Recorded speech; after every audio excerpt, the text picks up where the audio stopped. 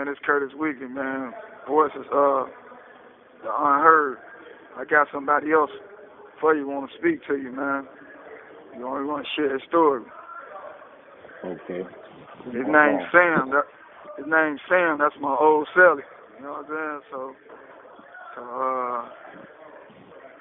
he finna get ready. He finna get ready to chop it up with you. Okay, cool. Sam. Hey, Sam. What's up, bro? What's the word? How you holding up, man? Best as can be expected in a horrible situation. Okay. Introduce yourself to the people for me. Welcome to the show. Chop it up with Nice, bro. What is it called? Chop it up with Nice. Chop it up with Nice? Uh-huh. Be nice?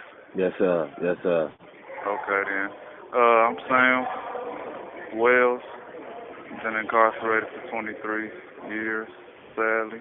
How old are you? Say that again. How old are you?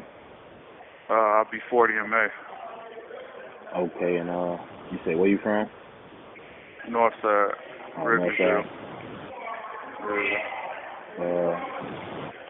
Can you describe your neighborhood coming up as a kid?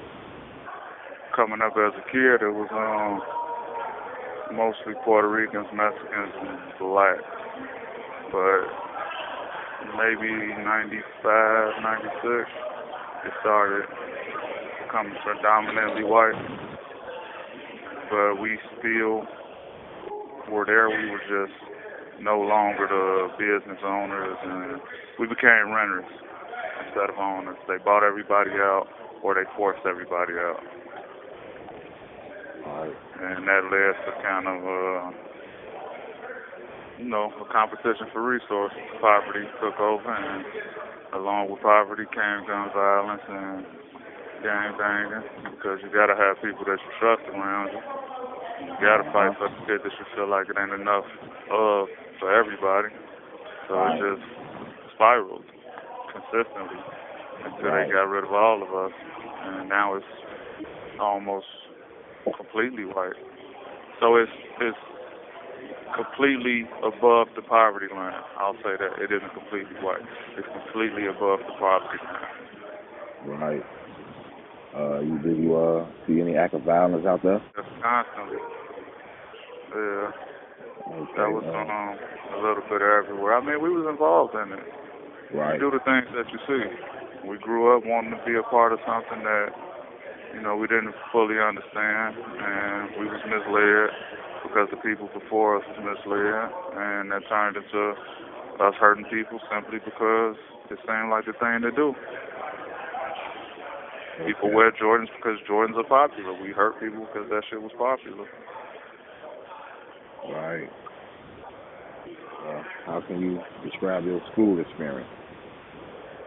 Out there or in here? Outside, like outside in the real. Well, so I never failed anything academically. Okay. I just never was interested in academics. Right. I didn't put as much value on education as others did. So when it came to like sitting in the classroom, I would always find something else to do. I would do the work. The work was easy, but I would always finish the work and then, mess around. Right. And you said you ended up graduating? Nah, I can't. To jail. Okay, yeah, you dropped out. At 17. Yeah. Okay. What grade did you drop out in? I graduated 8th grade, then I got expelled freshman year. Came back the year after that, got expelled that year. And then by the time it was time to be reinstated, I had this case. Right. And what was the police like in your neighborhood? Oppressive, I think would be the best way to describe that. They made it clear that we weren't actually welcome in the place that we grew up in. Right. So couldn't hang out in the park. Couldn't be seen walking down certain streets, and you know, I mean, it was a reputation we had earned, but we were children. So the focus should have been on trying to teach us how to do different things or giving us options to be better people instead of actively punishing us for being underdeveloped emotionally and socially. Right. So, how did your parents think about the police? My parents, Yeah, like in your neighborhood. so my mother was always strict about doing the things you're supposed to do. You ain't got no business doing no shit you ain't supposed to do. You know what you're supposed to do. I'm clear about what you can and can't do, so we shouldn't have any issues with the police. So when I did have issues with the police that I didn't initiate, she came out. Matter of fact, my auntie came around the corner, and the police were searching me, but they were searching me while one of them was standing on the back of my neck. And they said that I had passed drugs to one of the homies. Mm-hmm. Now, the thing I actually gave him was a piece of gum. But every day, all I did was sell drugs. So they knew what they seen me do all day, but they didn't know what they seen me do in that moment. And in that moment, I was treated as the person I was all of the moments before that. So when she seen that, and they searched me, and none of the things they were looking for were there, my mother kind of raised hell about that. Right. They were doing a lot of harassing. Yeah. Well, it's a upscale neighborhood, and we were Section 8 residents in the condo building. So the more of us you can get out, the less Section 8 people you have to include. So you can't get rid of us without incident. Okay. When you was arrested, what did they accuse you of? Armed robbery, home invasion, and murder. You say armed robbery, home invasion, and a murder? Yeah. Okay. How did they treat you during interrogation? How did they treat me where? During interrogation? They beat me. The whole front of my shirt was covered in blood. They treated you exactly how you would expect the Chicago police to treat you. Like you are an enemy to them, and your humanity is up for debate. And to get this information or information that we believe you should have, we gonna go to the ends of the earth, which means we gonna kick your ass, and we're not gonna provide you with options. We're not gonna tell you the things that you're supposed to have by law, and you too stupid to know the things you're supposed to have by law. Because again, I'm a child. Right. You say you were 17? Yeah. Okay. Did you have any witnesses on your case? One. One? Yeah. Well, it was two, but one.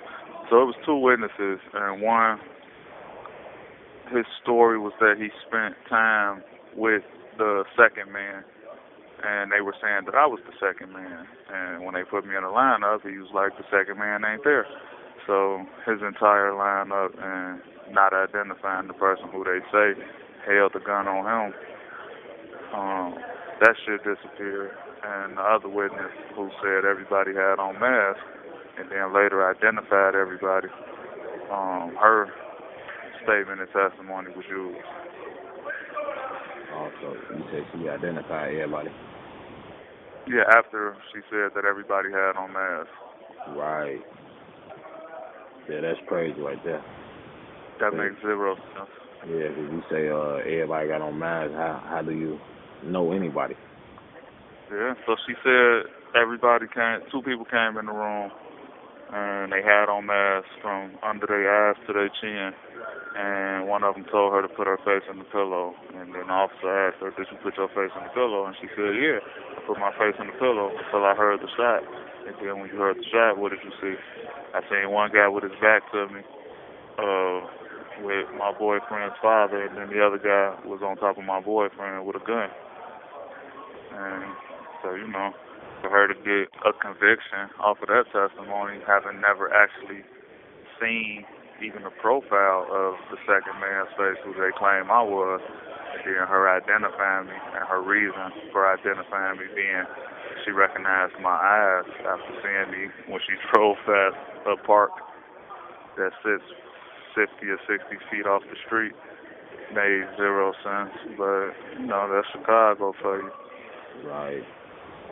So you basically innocent, bro. You saying? Well, my rappy just gave the state a affidavit explaining that I had nothing to do with it. I wasn't there. I was pulled into that situation because of the history him and I got, and they knew it was the second man in the house, so they went through all of his known associates, and I was there in all the cases he caught. All the contact cards, it was just me and him everywhere we went. Right. Naturally, it was you and him when he robbed and killed this guy. Say it again. I said, so naturally they felt like it was me when he robbed and killed the guy. Right. Yeah, I get what you're saying. But he told the truth before I went to trial, and the judge disregarded that shit. So now he told the truth again about 5 years ago, and I got a hearing in May. Oh, in May? Yeah. Okay. Hopefully everything works out for you, bro. That's all. Do you have any kids? I do not. I Okay. do not have this. I want children. I don't have any. Okay. Some other misconceptions about incarcerated people. I don't want to say that they misconceptions because they are true, but it's the inherent nature of violence. And I don't just mean physical violence, I mean emotional, social, moral, psychological violence to ourselves more than anything. I think that people ascribe those attributes to us, and it's just conditioned into them to see us that way. The world says we're that way, so they see us that way. But the flip side to that coin is because you see us that way, we begin to behave that way.